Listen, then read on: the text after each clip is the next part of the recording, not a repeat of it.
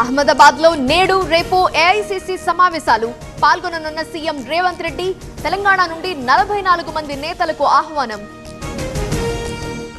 AICC సమావేశాల్లో కీలక నిర్ణయాలు కులగణన బీసీ రిజర్వేషన్లు ఎస్సీ వర్గీకరణపై ప్రెజెంటేషన్ వివరించనున్న సీఎం రేవంత్ భట్టి. విడుదల రజనీ ముందస్తు బెయిల్ పిటిషన్ నేడు విచారించనున్న హైకోర్టు. స్టోన్ క్రషర్ యజమానిని బెదిరించారని ఆరోపణలు. నేడు దిల్సుఖ్ నగర్ బాంబు పేలుళ్ల కేసుపై తీర్పు 2013 ఘటనలో తీర్పు ఇవ్వనున్న హైకోర్టు. 2016లో యాసిన్ భట్కల్ సహా 5గురికి ఉరిశిక్ష. ఇవాళ రాప్తాడుకి వైసీపీ అధినేత కార్యకర్త లింగమయ్య కుటుంబానికి పరామర్శ.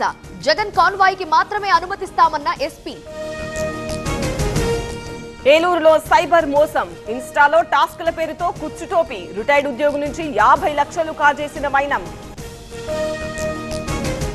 శంషాబాద్ ఎయిర్పోర్ట్ సరికొత్త రికార్డ్. గత సంవత్సరం 15% వృద్ధితో అగ్రస్థానం. చివరి 3 నెలల్లో 74 లక్షల మంది ప్రయాణం. సీఎంతో ప్రైవేట్ ఆసుపత్రుల ప్రతినిధుల భేటీ. ఎన్టీఆర్ వైద్య సేవ నిధులు విడుదల చేయాలని వినతి. మంజూరు చేస్తామన్న సీఎం యథావిధిగా వైద్య సేవలు. ఏపీలో మహిళలు చిన్నారుల భద్రతకు ప్రాధాన్యం.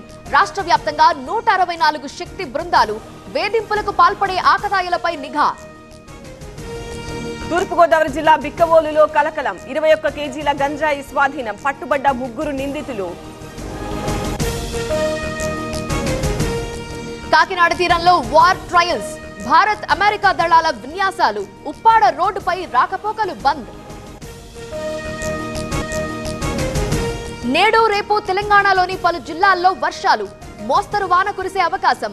ఆదిలాబాద్ నిజామాబాద్ జిల్లాలకు ఆరెంజ్ అలర్ట్. ములుగు జిల్లాలో గాలివాన బీభత్సం. ఉరుములు మెరుపులతో కూడిన వడగళ్ల వాన. ఏటూరు నాగారం రహదారిపై విరిగిపడ్డ చెట్లు. మే 6 నుండి సమ్మెలోకి దిగుతాం. ఆర్టీసీ ఎండీకి కార్మికుల సమ్మె నోటీస్. హామీలు నెరవేర్చాలని డిమాండ్. నెల్లూరు జిల్లా కోవూరులో దొంగల బీభత్సం. 3 నివాసాల్లో వరుస చోరీలు. 2 నెలల్లో 7 ఇళ్లు కొల్లగొట్టిన దొంగలు.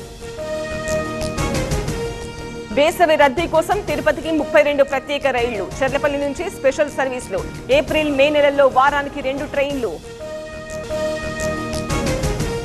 దేశవ్యాప్తంగా వంట గ్యాస్ ధరలు పెంపు. ఎల్పీజీతో పాటు ఉజ్వల సిలిండర్లపైన 50 రూపాయలు వడ్డన. పెట్రోల్ రేట్లలో ఎలాంటి మార్పు లేదన్న కేంద్రం. ఉత్కంఠ పోరులో ఎంఐపై బెంగళూరు విజయం. రాణించిన కోహ్లీ, పాటిదార్, కృణాల్ పాండ్యా. 10 ఏళ్ల తర్వాత ముంబై పిచ్ పై విక్టరీ.